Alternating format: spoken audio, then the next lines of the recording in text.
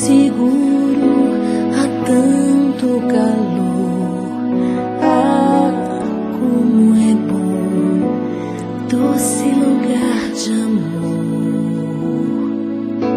Sim, vou crescer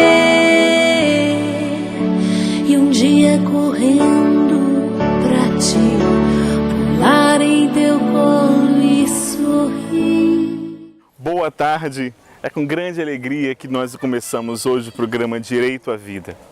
Hoje eu tenho o prazer imenso de poder estar entrevistando uma grande amiga, a advogada Lilian Nunes, aquela que me ajudou muito a poder ingressar cada vez mais nesta luta de poder salvar os bebês em risco no ventre de suas mães. A Lilian é a mãe do Lucas e da Luísa e com muita felicidade aceitou o convite da nossa amiga Maria José, a Zezé Luz, para estar comigo nesse seminário de vida aqui em Cordeiro. Tudo bem? Tudo bem, uma alegria, Fabrício. Sim, muito grande de podermos estar juntos mais uma vez em defesa da vida. Minha irmã, eu queria te perguntar, como foi o seu ingresso, o que levou você a acreditar nessa vida intrauterina desde o princípio, sendo você uma advogada? Então, doutor Fabrício, a gente que é íntimo acaba falando assim de maneira informal, mas doutor Fabrício, desde a graduação, na graduação eu tive um encontro pessoal com Cristo dentro da universidade, de um trabalho que eu fazia de evangelização nas universidades, Ministério Universidades Renovadas, vinculado à renovação carismática católica. E a partir desse encontro eu comecei a refletir sobre a palavra de Deus, o Evangelho, e pensei em como que eu, enquanto futura advogada, enquanto futuro profissional, poderia acrescentar e ajudar na construção do reino de Deus já na nossa sociedade e conseguir, então, ajudar no auxílio daquilo que fala o Papa João Paulo II, de implementar a civilização do amor, do que parece utopia, mas é muito concreto quando a gente assume aí a nossa missão e o chamado de Deus. Então eu tive esse chamado na graduação e a partir de então eu comecei a me debruçar sobre o estudo da defesa da vida, em eventos, em congressos sobre a defesa da vida promovidos pela CNBB, promovidos por especialistas na área de bioética e tive como uma pessoa que, eu já falei isso para ele pessoalmente, mas eu tive como uma grande referência para a minha vida profissional o Dr. Paulo Leão. Eu vi aquele homem uma vez palestrando justamente sobre a defesa da vida num seminário acadêmico e eu falei assim, eu quero ser assim, eu quero fazer igual a ele, eu quero defender aqueles que não têm voz e não têm vez, aqueles e que a sociedade está esquecendo hoje, que é um como nós. E aí, a partir de então, eu fui desenvolvendo estudo na minha graduação e elaborei uma monografia sobre a discussão do aborto de criança com anencefalia, por ocasião da DPF 54, que já tinha sido proposta no STF, mas ainda não tinha sido julgada. Então, a minha monografia foi sobre isso. Depois da graduação, eu fiz uma formação, uma pós em bioética à luz do magistério da igreja, onde eu pude aproveitar ainda mais, aprofundar ainda mais esses conhecimentos. Então, eu tive aula com o Monsenhor Elis Gretia, Monsenhor Bochatei, Monsenhor Michel Escoias, Padre Aníbal, tantos outros assim defensores da vida, professor André Marcelo, e isso assim me despertou ainda mais um desejo de levar isso algo adiante, E aí eu tive aí, por graça de Deus, a iniciativa de apresentar um projeto no mestrado da Universidade Católica de Petrópolis, um projeto para estudar o aborto e a possibilidade ou não dessa prática ser legalizada no nosso país, se isso teria aderência ou não com o nosso ordenamento jurídico. Então foi essa trajetória que eu percorri e já depois da graduação já dava palestras em defesa da vida, e algumas vezes até convidada, indicada por você, e assim foi começando, assim que surgiu o meu apostolado e hoje ele se encontra de maneira ainda mais, vivido de maneira mais intensa por conta do mestrado. Maravilha, você trouxe a nossa lembrança grandes nomes como Paulo Leão, como o professor José André, que inclusive teve no Congresso de Defesa da Vida Arquidiocesano que fizemos em São Gonçalo, né? E eu queria te perguntar, falou a respeito da anencefalia, eu como médico, eu tive a graça de poder conhecer alguns casos de crianças anencéfalas, inclusive vivas até mesmo no seu 6º mês de vida, aonde os pais com essa criança no seu colo tinham uma alegria tremenda. E eu quero te questionar, diante hoje da realidade que nós sabemos do nosso Congresso Nacional, infelizmente, alguns casos acabaram que passando na absolvição da criminalização, ou seja, uma descriminalização de alguns casos de aborto. Mas, na sua opinião, como anda o Congresso em relação à liberação do abortamento no nosso país? Então, doutor Fabrício, primeiro é preciso a gente analisar a legislação penal. A legislação penal prevê nos artigos 124 a 128, né, a criminalização do aborto. E o artigo 128 é aquele que não descriminaliza o aborto, ele não diz que o aborto é legal na hipótese de estupro ou quando não há outro meio de salvar a vida da gestante. Ele diz que nessa hipótese permanece a ilicitude, permanece o crime, mas o que acontece é que essa pena não vai incidir sobre a gestante. Então, a gente não existe no país a hipótese do aborto dito legal, como vem se falando na mídia. Claro que uma grande corrente doutrinária, né, a maioria dos doutrinadores da área penal sustentam essa legalidade, no caso, essa ausência de ilicitude. Mas, na realidade das coisas, de fato, o que aconteceu na edição do Código de 40 foi permanecer aquele crime e afastar tão somente a pena.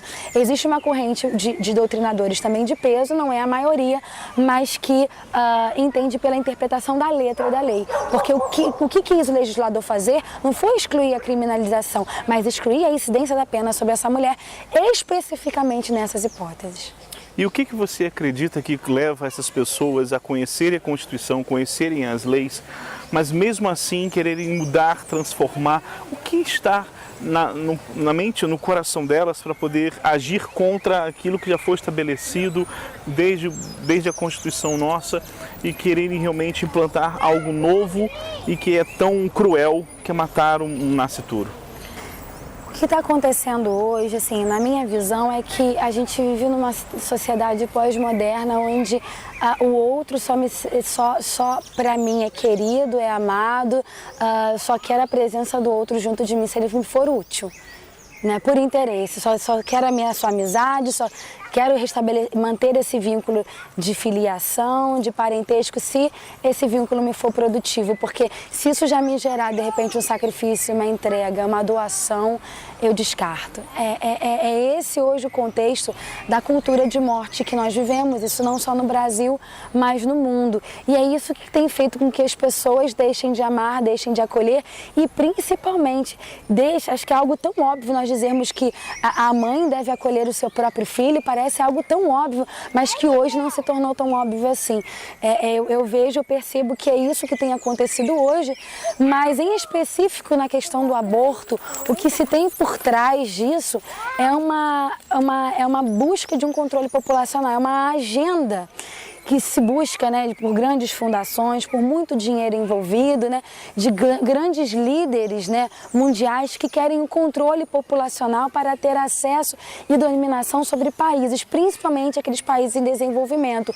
E como você consegue dominar um país, como você consegue ter acesso às riquezas desse país, quando você controla a sua população. Então, o que está por trás dessa cultura aí de morte, desse mundo pós-moderno, desse contexto hedonista, é justamente a busca de prevalecer, né, de que esses líderes, de que essas nações, né, mais abastadas, de que essas pessoas que tiveram acesso às riquezas se mantenham no poder e impedindo então que o aumento dessa população possa criar algum obstáculo futuro deles terem acesso a esse poder, a essa hegemonia, a esse controle. E nesse contexto todo, a mulher e o homem são apenas instrumentalizados para que essa agenda se cumpra. Então o que nós podemos dizer de uma forma muito clara é que existe um dinheiro muito grande injetado por grandes empresas internacionais no país para que possa promover esse tipo de cultura em nosso país. Nesse nosso país e no mundo inteiro, como já conseguiram em alguns países obter a permissão do aborto, e o que tem causado aí consequências desastrosas. E a nossa grande amiga, além de ser advogada, né, ela também é escritora. Nós gostaríamos de falar agora sobre o seu livro. Ela lançou o livro Aborto, atual discussão sobre a descriminalização do aborto no contexto e efetivação dos direitos humanos. Digo de passagem, é um livro maravilhoso, completo. Se você quer ter uma noção não só jurídica, mas também uma noção biológica, vale a pena. Fica aí a minha recomendação e fale-nos como foi o desafio de, além de ser uma defensora da vida, além de ser advogada, mãe, esposa, escritora.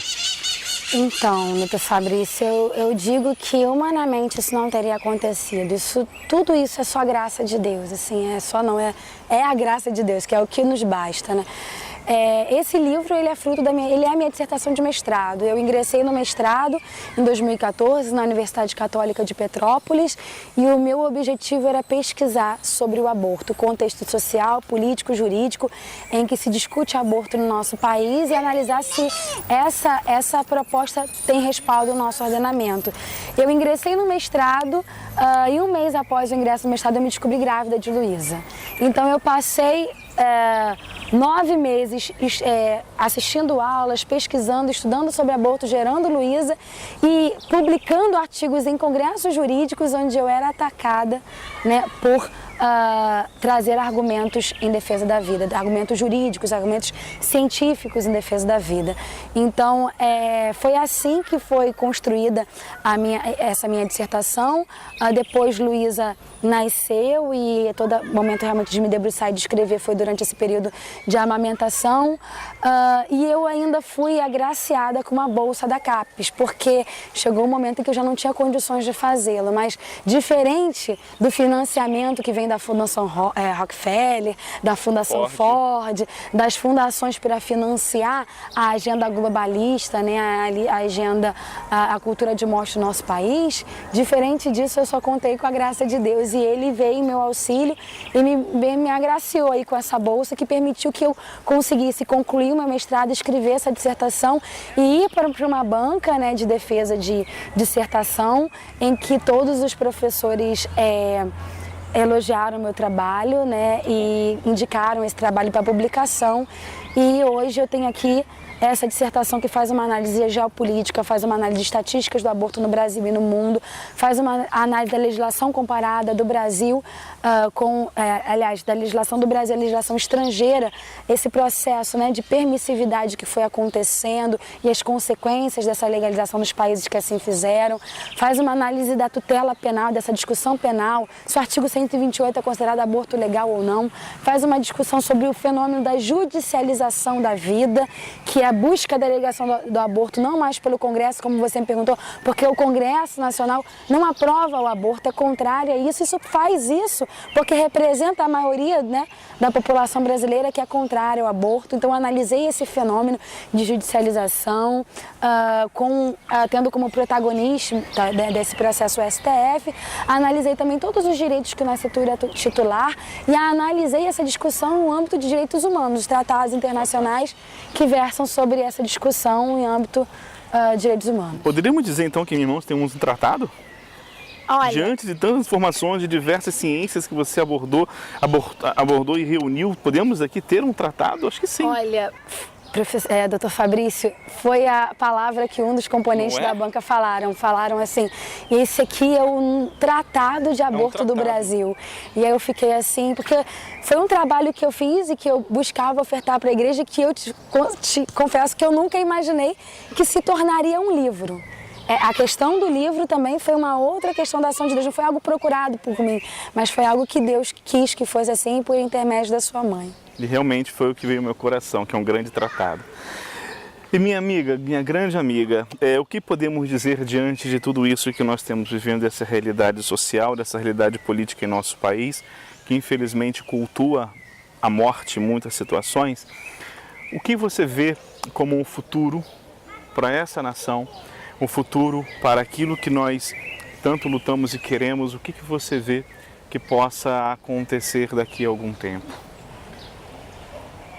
Qual a sua visão de futuro diante da realidade que hoje nós vivemos e diante da nossa luta para a vida? Olha, a minha visão é uma visão muito otimista. Por quê? Porque eu acho que hoje os brasileiros estão acordando. A gente vive uma crise política, uma crise social, uma crise econômica, e que isso tem... o sofrimento faz a gente amadurecer, a gente crescer. Eu parto dessa perspectiva, né? Então, eu percebo que hoje o Brasil está despertando desse sono aí adormecido, desse berço esplêndido, desse sono, desse estado de dormência, e se despertando para aquilo, para fazer alavancar enquanto nação. E eu digo isso porque os cristãos, os cidadãos têm ido para as ruas, têm exigido o quê? Lealdade, verdade, têm exigido o quê?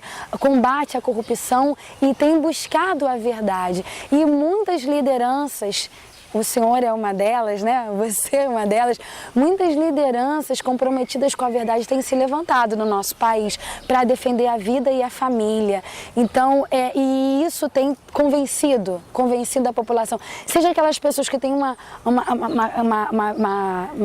conhecimentos, né, mais apurados, de repente até, né, oportunidade de ter um nível superior, mas aquelas pessoas mais simples, né? Isso tem ido alcançado essas pessoas mais simples, que têm levantado hoje um grande clamor em defesa da vida da família. Então eu vejo isso, eu vejo que o futuro do nosso país é um futuro promissor nesse sentido, e eu entendo que os bons não podem se calar, e os bons estão hoje se erguendo. Infelizmente, num período, né, às vezes é preciso que a gente leve uma sacudida para acordar, mas de fato eu vejo que o Brasil vai ser, né, já está sendo um sinal, um grande testemunho, um sinal de Deus para muitos países onde a cultura de morte foi implementada de maneira, né, mais brutal.